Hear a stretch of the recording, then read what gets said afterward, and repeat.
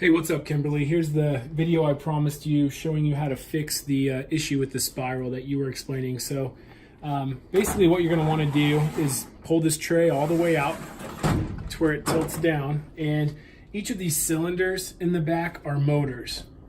And I think what has happened is your bag of Skittles got caught up in the back here, and what happened was this plastic piece kind of popped out.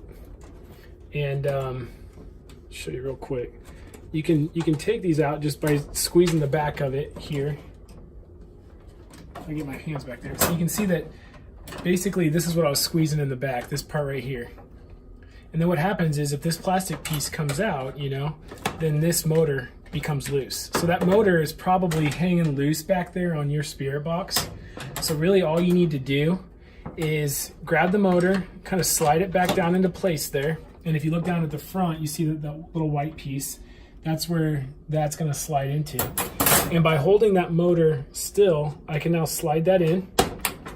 And you just want to make sure that that hole right there is straight up. And then you should be able to just slide the coil back into that.